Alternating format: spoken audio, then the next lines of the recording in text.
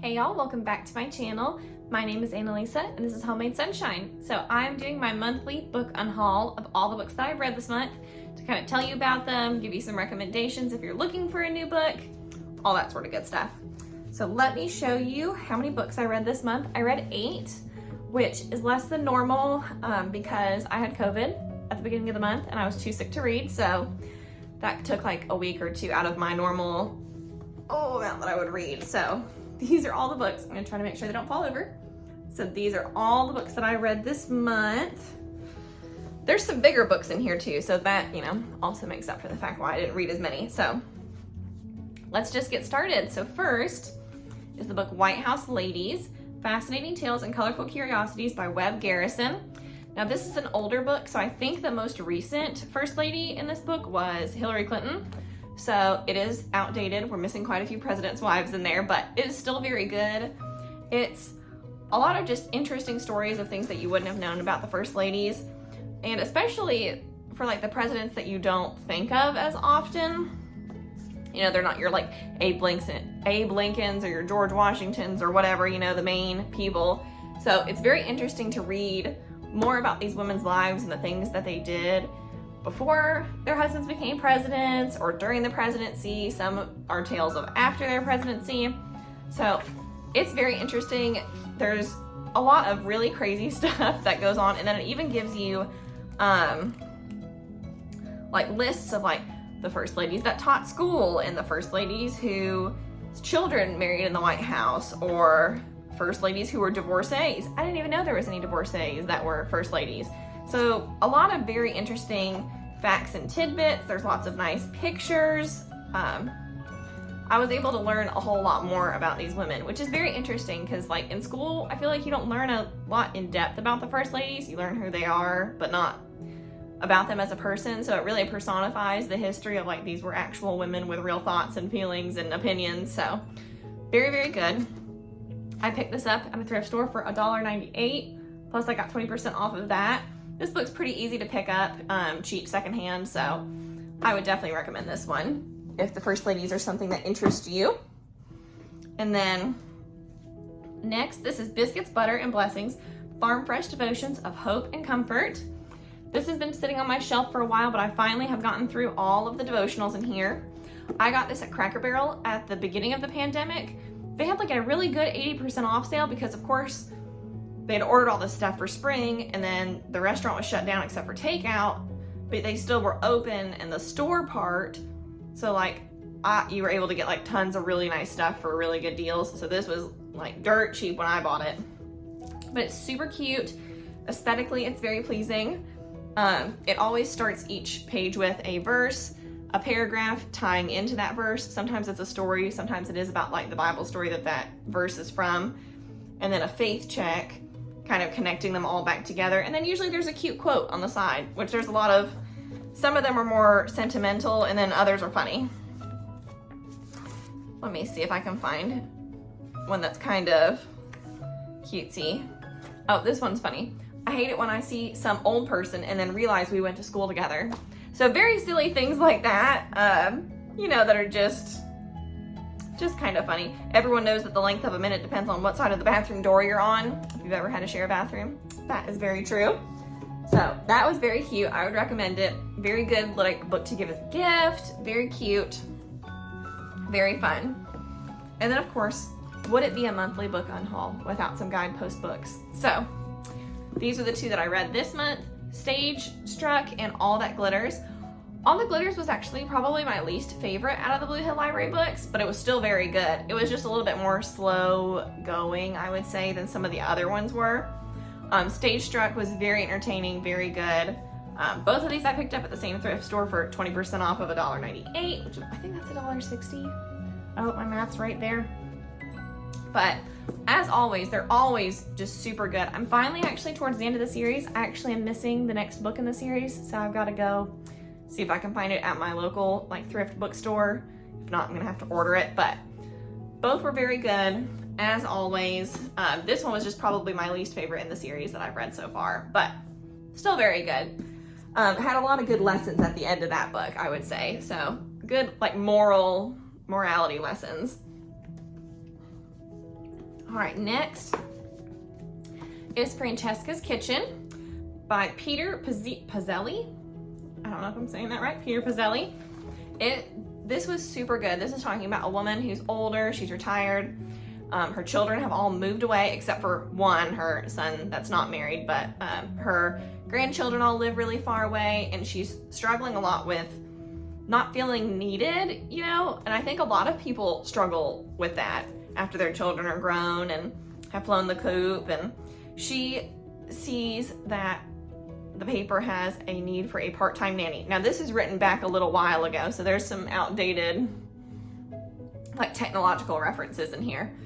And she finds a single mom and 2 children, and they really need her. And it's a lot about like how these like this family like melds together out of, you know, the mom sort of thinks like she's worried about her getting judgment from the older woman, and Francesca is just like happy that, you know, the children need her, that there's people that need her. And then, you know, it's really beautiful. It has a really good ending, which I will not spoil, but it's a very heartwarming book. I think it's something that a lot of people can relate to, and it's just super, super good. So, highly recommend that.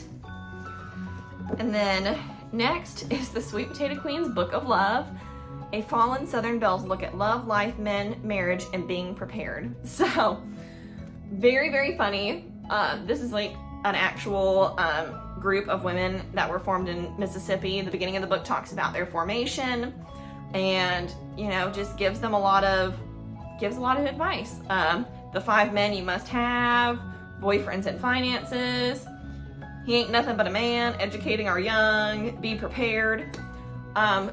Well, speaking of be prepared that it is very crass. There is a lot of, I would not leave this on your bookshelf for your children to be able to get at it, because there's a lot of very inappropriate stuff in there. But as an adult, I think it's funny.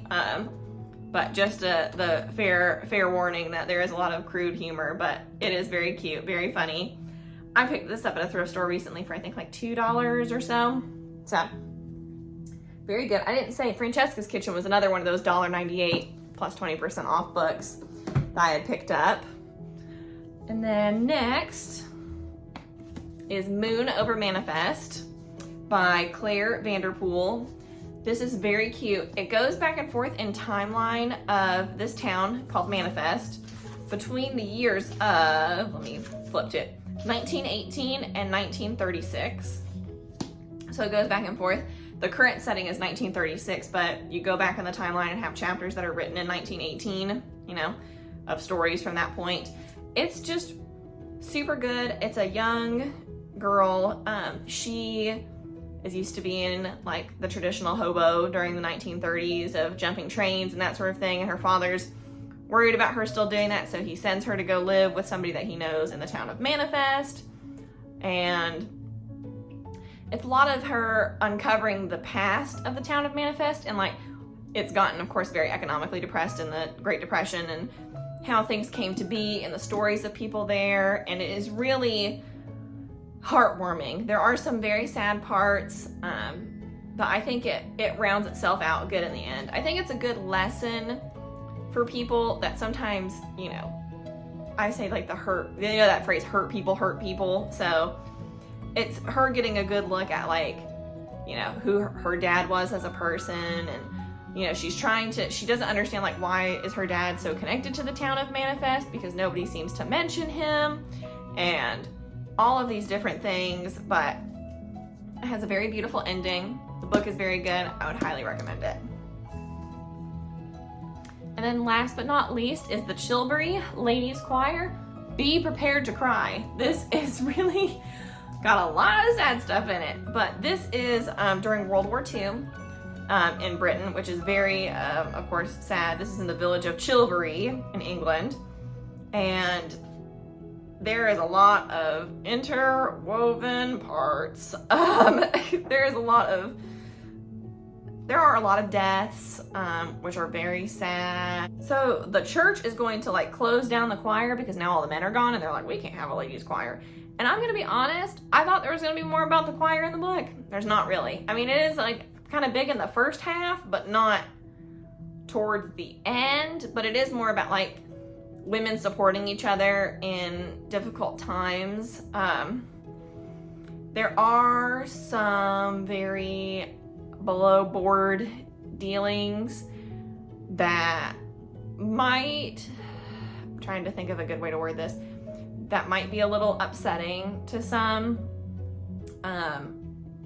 especially the topic of with infants and some below board dealings that were going on. So I would be wary about that, but it ends well. It ends decently well in the end. I don't know if I would say it's like super great, but yeah, be warned, there is some very difficult topics broached in this book. I really liked it, but there is a lot of very just difficult subject matter. And there's like a little girl who's a Jewish refugee. There's the main, what is he called? I think like, not like a lord, but one of like the main, like the wealthiest man in town is trying to like pay people off to do his bidding. That's not good. So I really liked it. It's very emotional. If you're not somebody who likes a lot of like drama, I would not pick this book, but I still liked it. It was very good. It's going to be less about a choir than you think though. So that is all of our books this month. So we have the Chilbury Ladies Choir, which I could be saying wrong, Moon Over Manifest. We have Francesca's Kitchen and the Sweet Potato Queen's Book of Love. We have Stage Struck and All That Glitters from the Blue Hill Library series. We have Biscuits, Butter, and Blessings, Farm Fresh Devotions of Hope and Comfort. That's from Dayspring. And White House Ladies, Fascinating Tales and Colorful Curiosities. So those are our books for this month. Feel free to ask me any questions down below or let me know what you're reading currently. And I will see you guys in my video next month. Bye.